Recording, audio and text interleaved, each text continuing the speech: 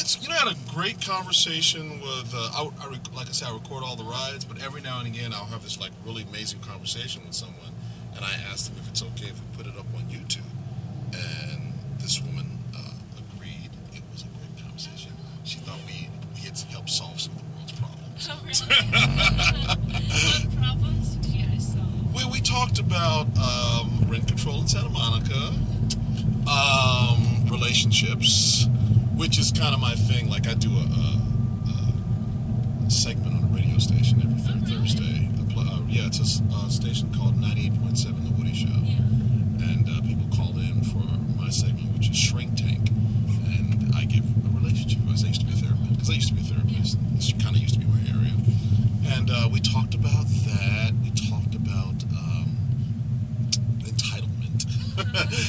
Well, how when you notice that when people come from strict parents have a tendency to do well, and you hear all these people that are, you hear kids that aren't doing so well, so your parents were strict. No, they just said let me go my own way and blah blah. And your own way was not that successful. Yeah. So we talked about stuff like that. And because she asked about the website, because I have this. It's not a website. It's a YouTube channel. Yeah. We talked a lot about YouTube channels and people as a new avenue of work. Yeah. And when I said, is that part of your job that you do YouTube? well, yeah, because see, what I do is part of a new segment that we're actually going to start next week is what would you do? Like, so I'll take something from out of the news. Nothing really juicy has happened yet, but when I pitched the idea like, let's say Kanye West is your boyfriend, okay? And about a month back, he was having a beef or Twitter war with some other rapper. And it was a rapper who was dating his ex-girlfriend. Yeah. And she got on and said, what is wrong, baby? You upset because mama's not there to stick her finger in your asshole anymore? Which was kind of embarrassing for him. Yeah. And so, Kanye West is your boyfriend. You just hear that he likes having a finger stuck in his ass because he's, Yeah. What do you say about that? And so the question becomes, well, what would you do? What would you say about this? If I put you in the position of this celebrity, how do you handle this as opposed to the way they did? Yeah. And he liked the idea. And so I take that stuff, and I always ask people now, if you sound like you embarrass yourself or whatever, and you don't want it on YouTube, well, just scrap it. And I'll just wait for some other material. But if you like it, put it up there, and then the radio station can take that off of my website and they put it on their blog. And so they'll play it on the radio station, and then they'll put it up on their blog so people who want to see it can see it. Yeah. Oh, cool. And that's the gig. That's fun. I kind of like it. What radio station is it? 98.7 The Woody Show. And the YouTube channel is Big Tank LA. And sometimes I just have, sometimes like if someone says I don't really want this on the YouTube channel, I'm like, that's okay, cool. And often what I'll do is can I just put up a 10-second interview of you and me, like just talk about the ride, whatever, and they do that, and that goes up on my Instagram. Because I originally started this because I was reading a Facebook post of a woman who was taking a Lyft driver, and she was a little concerned as to whether or not they'd be a little sketchy or whatever because she didn't know them. And I thought, I've got a lifetime of people looking at me and just being uncomfortable. So I wanted to create a situation where people were going to be comfortable with me who had yet to meet me. Yeah.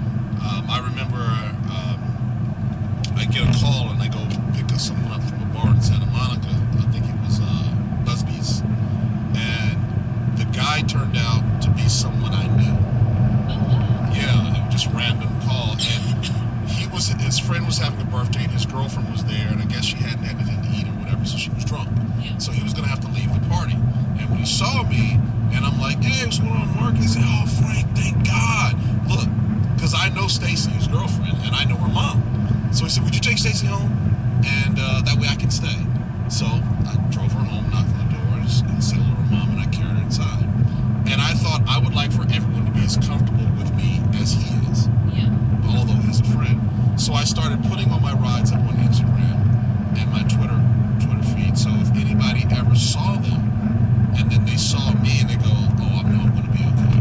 Yeah. They know they'll get in the car, like the car's clean, it smells nice, nice guy, you don't have anything to worry about. And I wanted that level of comfort because this is a small space.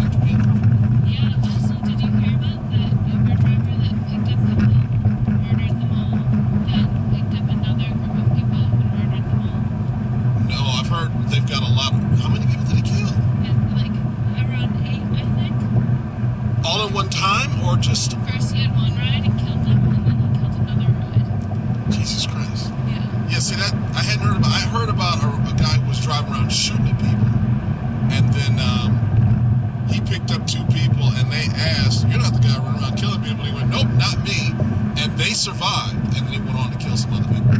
I wonder if it's the same guy. Yeah. But yeah, I don't know, Uber's really good with covering that story up. yeah, and yeah, and because they have like I don't know this. I think it's like 48 death cases and 38 rape cases, you know, worldwide. Yeah.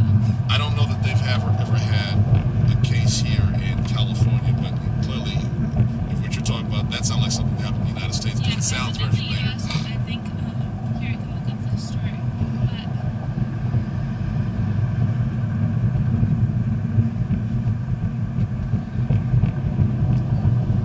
Now, what's really interesting, I don't know that Uber even watches certain feeds, but if I were the president of Uber or CEO and I saw my feed, yeah. I'd get in touch with me right away. Because I'm the best public relations they have going for the company. He killed 6 people. Jesus Christ. At one time? At one night? Or during like months or something? In Michigan. That sounds familiar. That sounds like the guy. Yeah, that's the guy. That's the guy. He was in Michigan. What a creep.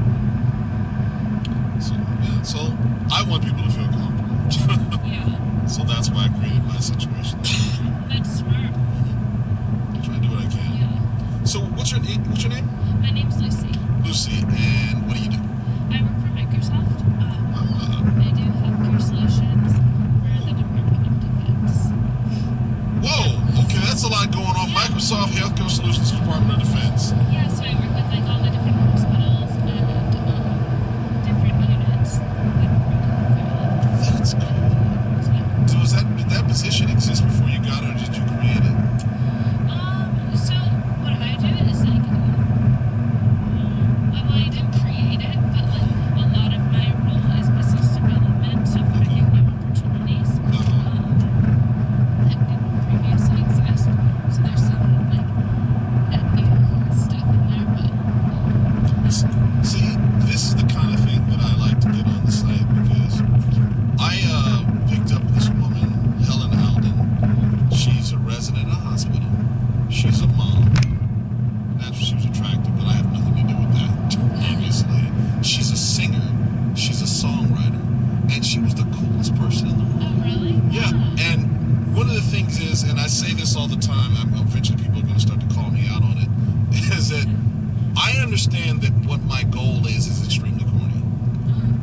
There's a lot of Twitter wars a lot of arguments on Twitter, Yeah. and a lot of ridiculous stuff on the internet, YouTube pages, and a lot of people doing crazy stunts and so on and so forth. But my site is about, I would like for people to see my site, see the people on it, and like them. I'm trying to give people a reason to like one another. Yeah. Because people always say, oh, I hate people, can't stand people, people are the worst, blah, blah, blah. It's because the only time you ever hear about anybody is somebody famous who does something ridiculous. Or Someone not famous doing something offensive. is someone doing something offensive. So you never get to hear about the everyday people who are just good people doing good stuff. Now, Helen, she's altruistic. She's doing good things. She's doing good works. Your job is, unless I've got it wrong, is somewhat altruistic. Yeah. It's about helping people. Well, people should know hear about that because more often than not, when you hear about something on the internet or YouTube or Instagram, it's an Instagram model, which is basically just narcissism, Yeah. or somebody being an idiot, which is really entertaining, but what does that really contribute? Yeah, exactly. So this is the kind of stuff I'm looking for. Well, that's good. Yeah, no. I always feel that way. I try to avoid social media in general just because I think it's a bit of a waste of time. But it can be Yeah. the other side. If there was higher quality content, but you don't really see that very often. Exactly. And that's why I would say, do me a favor. You have a smartphone. Yes. Go to Instagram. Go to Big, B-I-G, Tank, T-A-N-K, L-A.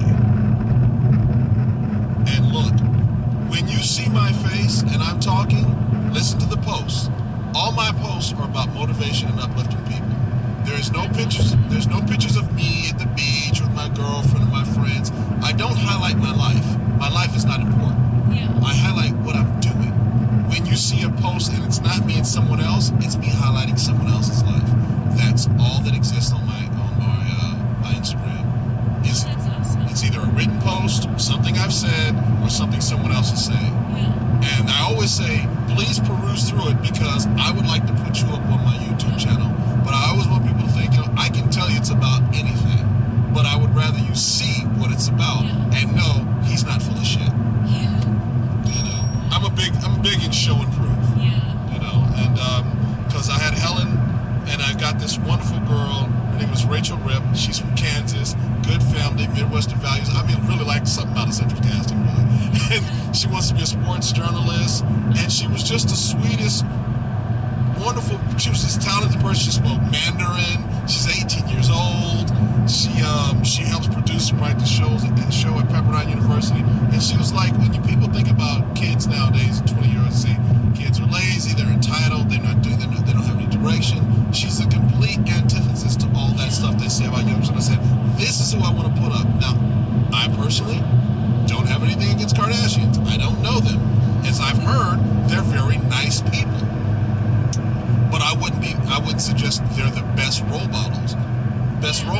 They are indicative of the culture that we live in now, because there are more people that we know about that are like them that are not. But that's only because nobody's putting the people that are not up. I just think they're a bit consumeristic. Absolutely. Like they just feed into that whole culture of buying more things, and that will make them. Oh yeah. It's just very superficial. Exactly. They're all about consumption. So I want to put you up there, Helen up there, other guys up there. I want to get traffic to the site. Now, I understand it sounds very nice. Well, it's great for me. It is great for me. But if you see that site, what you'll notice, it's not really about me. Yeah. Very little is about me. If I have some followers. Oh, like this. I don't have a lot of followers, like 550, 560 Instagram followers. But 100 of those followers have been in this car. Wow. They're people I've actually met. That's awesome. So I put out these posts every day, and I interact with my followers every day. Like, I get responses every day to things that I do because I put out a post every day. So that's my whole thing. That's a cool idea. Thank you. It's good that you're doing it. I don't. Instead of just like having the idea and not doing it. Yeah.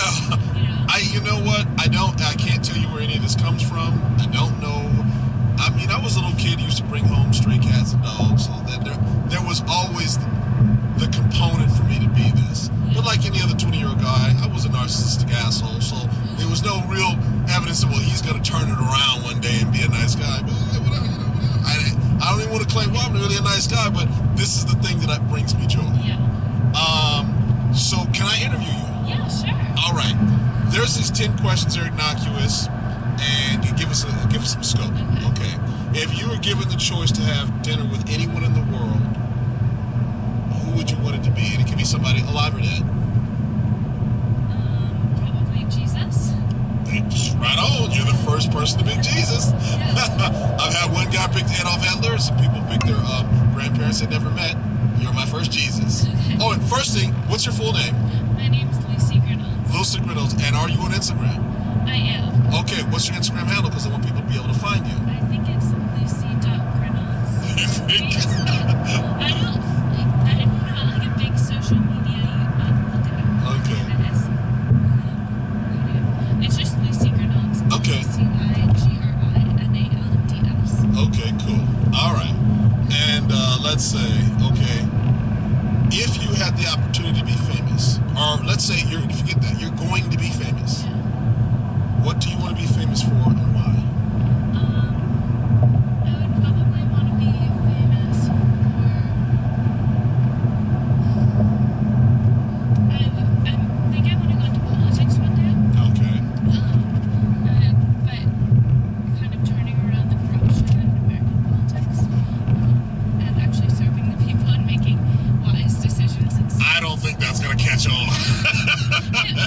I'm kidding. I'm being facetious. No, I think there's definitely a big need for that in the U.S. We kind of see people, outsiders coming in, and people are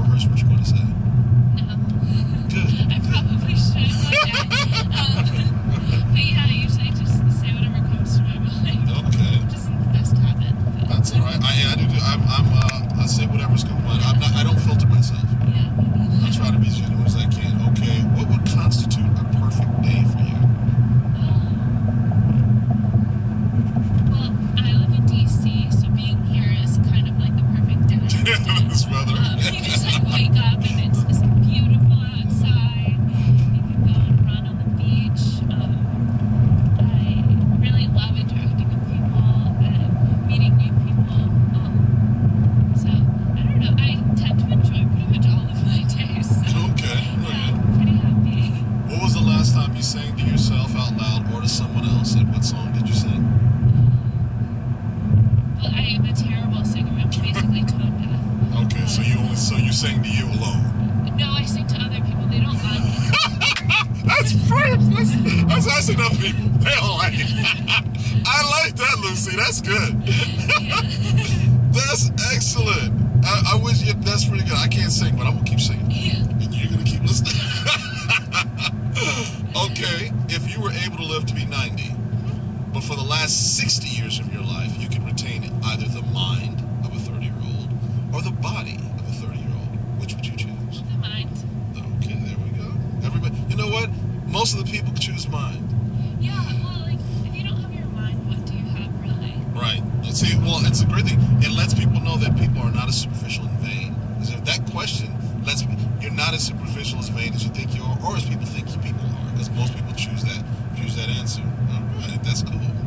I like that. Do you have a secret hunch about how you might die? About how I might die? Yes. Not really. Like, I think I'll just, No, all right. fall over one day. Follow. That's it. I'm out. Yeah. Okay, that's cool. Just All want right. it to be quick, like, something not, like, very long. Right. Okay. All right. Name 3 things that you and your partner have in common. We have the same values. Okay.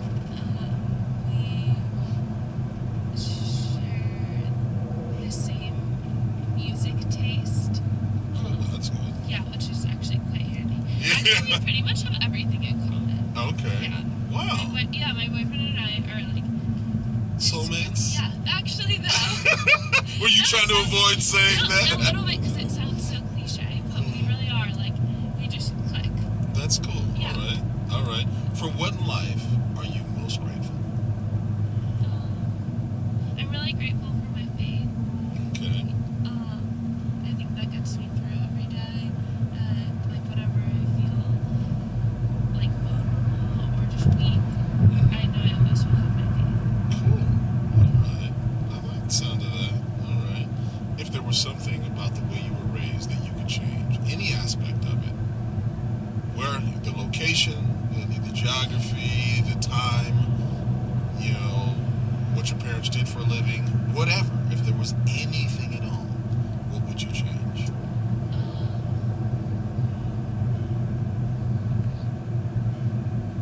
I kind of grew up with laissez-faire parenting. My parents were very hands-off, but I think that made me more independent.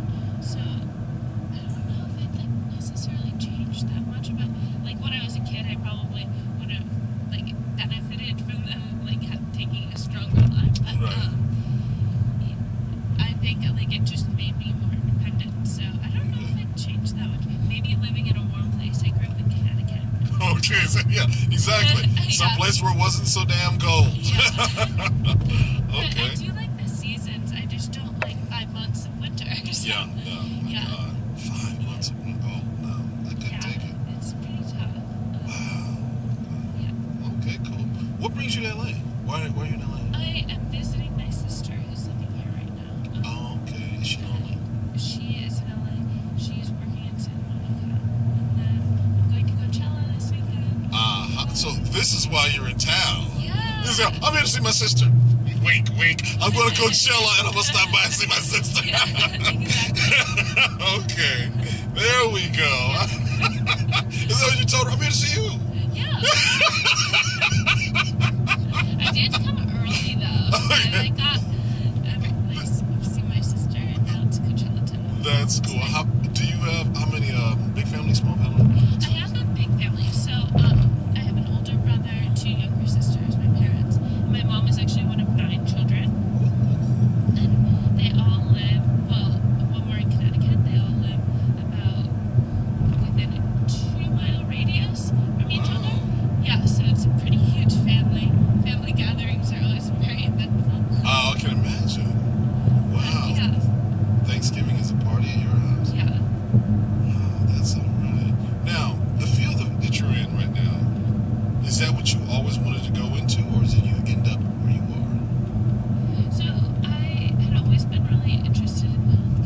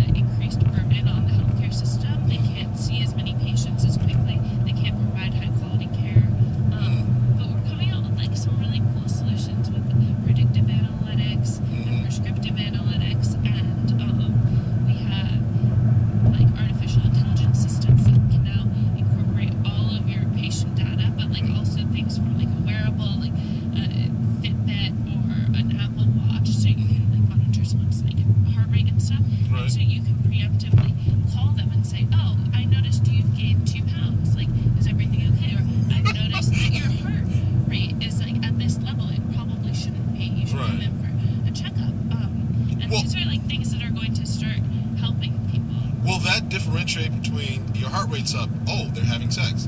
Or, you know what I mean? Will it know the difference of why the heart rate is up? Well, so there's a difference between, like, if your heart rate's up for a short period of time, where you can say, all right, they're probably exercising, or their heart rate is up the entire day. Okay, that's an issue. Okay, good. So it did differentiate between different things. And That's you cool. can also connect it with other devices, like people who have diabetes. There's a diabetes device that you can connect it to, and then basically send that data into a centralized system where it's all incorporated, so nurses can call and check up, which is like, so it's like an exciting place to work. Oh, that's interesting. And it's really just changing what we think of for healthcare. Like, I think in the next 10 years, maybe, we're not even going to have doctors prescribe these things. It's going to be a robot. Because I'm not really a stand-up comedian, but I'm going to be. Naturally, I look for the joke. And when you say, "Oh, I've noticed you gained 2 pounds," screw you! I'm just having some ice cream. Leave me alone. Yeah. But that's pretty cool, though. I like what you guys are doing. That sounds all right, man. See, this is the kind of thing, like, people don't hear about these kind of jobs or this kind of stuff going on. All we really ever hear about is something else. Now, I realize I've got to find a way to become interesting. Or maybe not. Maybe I don't have to become interesting because it's not really I think you're interesting. Thank you. Yeah. Well, I've got to find a way to drive traffic so it gets big enough so, people are only interested in something because other people are interested in it. So when you find out, okay, this gets big enough, then people sit down and they look and they listen, and for whatever reason, it's not interesting until it's popular. And once it's popular, people will listen, oh, I learned this. Oh, I learned that. Like the History Channel, I watch all the time. Yeah. I'm fascinated by that. Or the Learning Channel, sit down. I got somewhere to go to sit down. And then 25 minutes of watching something and learning has taken place. Yeah. So I'm hoping that it can grow to that extent because I just like the idea of it. I mean, and I understand what we're trying to do isn't for everybody. I know this isn't, and I'm not trying to sell it to everybody. I'm not trying to convince everybody. I'm trying to convince the people like us who give a damn. Yeah. Because I may not be able to convince somebody about something, but you might be able to. They may be looking at you and go, wow, her perspective is interesting. Wow, and she does, ooh, you know what I mean? Yeah. So that's the thing. That is really the thing.